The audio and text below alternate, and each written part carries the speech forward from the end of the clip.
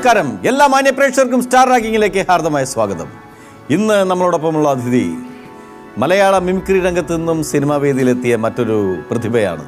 സ്വന്തം കഴിവുകൾ കൊണ്ട് വേദിയിലും ടെലിവിഷൻ രംഗത്തും സിനിമയിലും തൻ്റെതായ സ്ഥാനമുറപ്പിച്ച ശ്രീ രമേഷ് പിഷാരടി.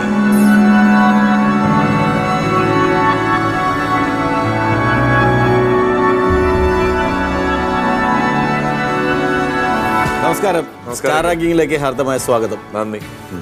പിന്നെ ഇതെന്താ ഈ മുണ്ടൊക്കെ കൊടുത്തിട്ട്? മുണ്ടെടുക്കാതെ വരാൻ ഇത് എഫ് ചാനലല്ലോ, കൈരളി ചാനലല്ലേ. ഓക്കെ, എനിക്കറിയാം എന്തെങ്കിലും ഒരു സംഭവം കണ്ട് തിരിച്ച് കിട്ടുമെന്ന് പ്രതീക്ഷിച്ചിട്ടുണ്ട് ഞാൻ ചോദിച്ചത് അവിടെ ഇരിക്കാം. അല്ല, ഓണമൊക്കെ അടുത്ത് വരുന്ന ഒരു സമയമായതുകൊണ്ട് ഒരു മുണ്ടെടുത്തൊരു മലയാളി വേഷത്തിൽ വരാമെന്ന് വെച്ചു. അപ്പം ഞാനത് കൊലയാളി വേഷം ഏത്? ഇല്ല, കുഴപ്പമില്ല. നമ്മുടെ ബ്ലാക്കും യാദൃശ്യമായിട്ടൊന്നല്ലോ, അത്രയെങ്കിലും മതി. ഉള്ളു വെളുപ്പാണെങ്കിലും പുറം കർമ്മയായിരുന്നു. അവിടെ ഇരിക്കാം. ആയിക്കോട്ടെ. വിഷു, എന്ത് ശരിക്കും ഒരു ബ്ലാക്കിനോട് ഭയങ്കര താല്പര്യമാണോ? ബ്ലാക്കിനോട് താല്പര്യം കേടില്ല. ബ്ലാക്ക് വൈറ്റ് ആണ് ഒരു ഏറ്റവും കൂടുതൽ ഉപയോഗിക്കുന്ന കളറുകൾ.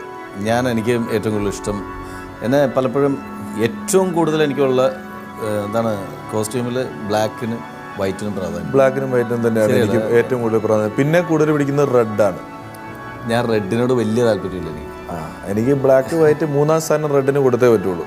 ഏറ്റവും കൂടുതലുള്ളത് ഈ പറഞ്ഞ പോലെ ബ്ലാക്കും വൈറ്റും തന്നെയാണ്, അതിൽ യാതൊരു സംശയവുമില്ല.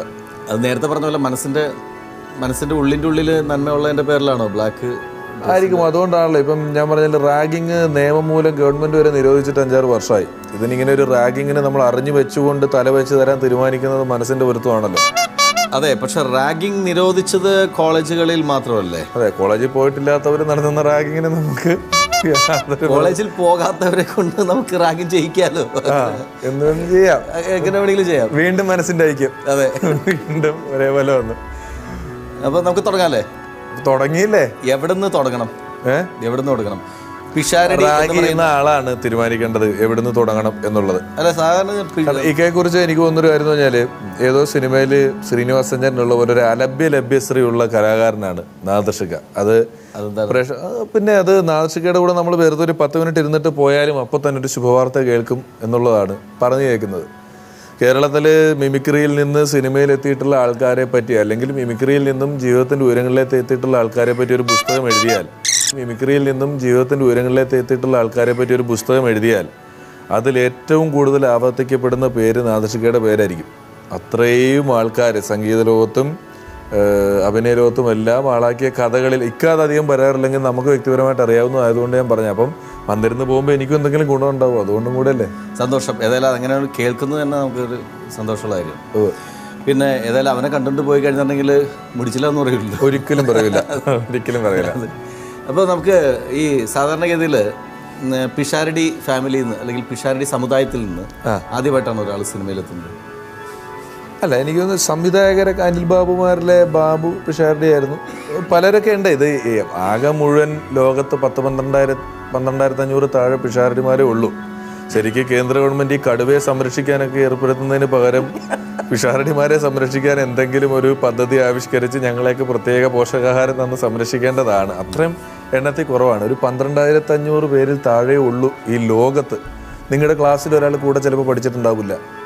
ജോലി ചെയ്യുന്ന സ്ഥലത്ത് കൂട്ടത്തിൽ ഒരാളുണ്ടാവില്ല. നിങ്ങൾ യാത്ര ചെയ്ത് ട്രെയിനിൻ്റെ കമ്പാർട്ട്മെൻറ്റിൽ ഒരു പിഷാരടി ഉണ്ടാവില്ല. വളരെ റെയറാണ്. ഇത് കിട്ടാൻ പാടുള്ള സാധനമാണ്. അപ്പോൾ ഈ പെണ്ണ് കെട്ടാനായിട്ട് പാടുപെട്ടോ? പെട്ടോന്നോ? അയ്യോ, പെണ്ണ് കെട്ടാനായിട്ട് ശരിക്കും പാടുപെട്ട് പോയി. കാരണം ഇപ്പോൾ പെൺകുട്ടികളുടെ ഒരു പരിപാടി എന്ന് പറഞ്ഞാൽ കല്യാണം കഴിയുന്നത് വരെ പഠിച്ചുകൊണ്ടിരിക്കുക എന്നുള്ളതാണ്. ഇപ്പോൾ കല്യാണം ആലോചന വരുമ്പോൾ എന്ത് ചെയ്യാന്ന് വെച്ചാൽ പഠിക്കുക എന്ന് പറയത്തക്ക രീതിയിൽ ഇവർ പഠിച്ചുകൊണ്ടിരിക്കും. ഒന്നുമില്ലെങ്കിൽ ഡിഗ്രി കഴിഞ്ഞിട്ട് വീടിൻ്റെ അടുത്ത് എവിടെയെങ്കിലും ഒരു 3,500 രൂപയുടെ കമ്പ്യൂട്ടർ കോഴ്സിനും കൂടെ ചേർന്ന് പഠിച്ചിട്ട് നമ്മൾ ആലോചിച്ച് ചെല്ലുമ്പോൾ ഇവള് ഡിഗ്രി വിത്ത് കമ്പ്യൂട്ടറാന്ന് പറയും. ഏതാ ഒരു കമ്പ്യൂട്ടർ വെച്ച് കൊടുത്ത് ഓണാക്കാൻ അറിയാത്ത കമ്പ്യൂട്ടർ പഠനമാണ് ഈ പറയും. ഇത് നമുക്ക് ഭാര്യയാവും, നമുക്ക് അതിനേക്കാൾ കൂടുതൽ പണി കമ്പ്യൂട്ടറിൽ അറിയാം. അങ്ങനെ ആയതുകൊണ്ടും പിന്നെ ഇന്നും കാര്യം ഇങ്ങനെയൊക്കെ ആണെങ്കിലും ഇതൊന്നും നമ്മുടെ മിമിക്രിയാണ്, അല്ലെങ്കിൽ ഒരു തൊഴിലായിട്ട് പൊതുസമൂഹം തൊഴിലായിട്ട് അംഗീകരിച്ചിട്ടില്ലാത്തത് കൊണ്ട് നമ്മൾ ആലോചിച്ച് പോകുമ്പോൾ ഇതൊരു വലിയ ക്രൈറ്റീരിയയാണ്, ഇതൊരു പ്രശ്നമാണ്. അപ്പം ജാതകം ശരിയാവണം, ജോലി മിമിക്രിയാണ്, വിദ്യാഭ്യാസം ഞാൻ ഡിഗ്രിയാണ്. പെൺകുട്ടികൾക്കല്ല ഇപ്പോൾ ഡിഗ്രി പോരാ, അതിൽ കൂടുതൽ വിദ്യാഭ്യാസമുണ്ട്. അങ്ങനെ പല കാരണങ്ങൾ കൊണ്ട് ആലോചിച്ച് ഞാൻ ശരിക്കും പാടുപെട്ടു എന്ന് പറയാതെ വയ്യ. അല്ല, ഞാൻ പറഞ്ഞത് പിഷാരടി സമുദായത്തിൽ നിന്ന് തന്നെ കല്യാണം കഴിക്കണമെന്ന് നിർബന്ധം ഉണ്ടായിരുന്നു. ഉണ്ടായിരുന്നു. ആ അല്ലാതെ ഒരു ലവ് മാരേജിന് ഉള്ളൊരു കാരണം ഈ ലവിൻ്റെ കാര്യത്തിന് ഞാൻ മാത്രം നിർബന്ധിച്ചിട്ട് കാര്യമില്ലല്ലോ. അതല്ല, ശരിക്ക് എനിക്ക് എൻ്റെ ഒരു അറിവിൽ പിഷാരടിക്ക് ഉള്ള അത്രയും സൗഹൃദങ്ങൾ മറ്റാർക്കും ഉണ്ടാവുമെന്ന് എനിക്ക് തോന്നുന്നില്ല. അതെന്നെ ഭാര്യ എല്ലാവരും അവസാനം ചെന്നപ്പോൾ സൗഹൃദമായിരുന്നു എന്ന് പറഞ്ഞു. ഞാൻ ചെന്ന് ചോദിക്കുമ്പം ഇവരൊക്കെ സൗഹൃദമായിരുന്നു.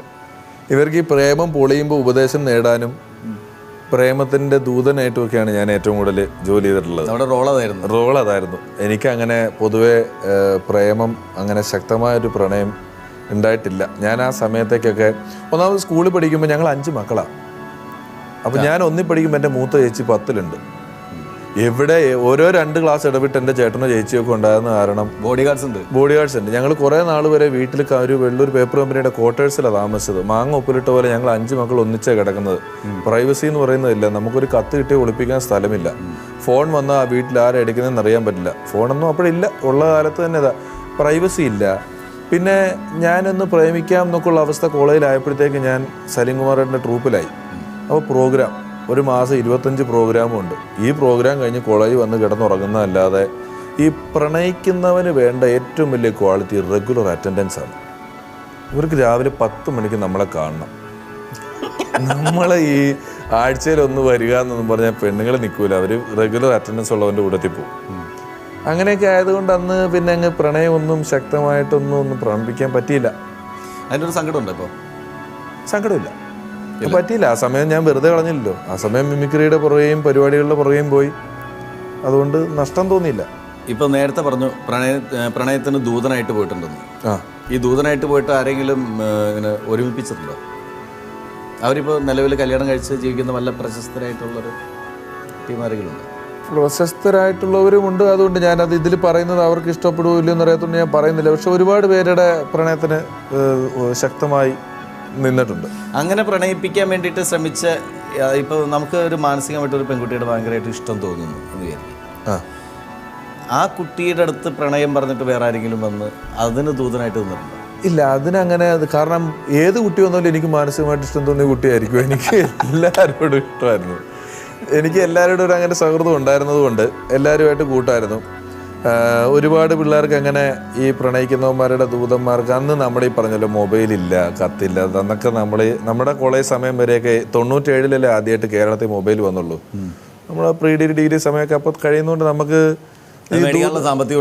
സാമ്പത്തികം എവിടെ ഒരു കോളിന് 8 രൂപയാണ്. ഔട്ട് ഗോയിങ് 18 രൂപ, ഇൻകമിങ് 8 രൂപ. MG റോട്ടിൽ മാത്രമേ റേഞ്ചും ഉള്ളൂ. നമ്മുടെ നാട്ടിലൊന്നും റേഞ്ച് എപ്പോഴും 2003 എവിടെ റേഞ്ച് വന്നപ്പോൾ. അപ്പോൾ ഇതൊന്നും നടക്കില്ല. അപ്പോൾ ആ സമയത്ത് ദൂതനൊക്കെ തന്നെയായിരുന്നു. അപ്പം ഈ പ്രേമിക്കുന്നവന് ക്വാളിറ്റി ഇല്ലെങ്കിലും ദൂതന് ക്വാളിറ്റി വേണമെന്ന് അവർക്ക് ഭയങ്കര നിർബന്ധമായിരുന്നു. കാരണം വിശ്വസിക്കുന്നവൻ ചെന്ന് പറയണമല്ലോ. അത്യാവശ്യം നേരെ ചൊവ്വേ നടക്കുന്ന ഒരുത്തൻ ചെന്ന് പറഞ്ഞാലേ അവനെ നല്ല സർട്ടിഫിക്കറ്റ് കിട്ടുള്ളൂ.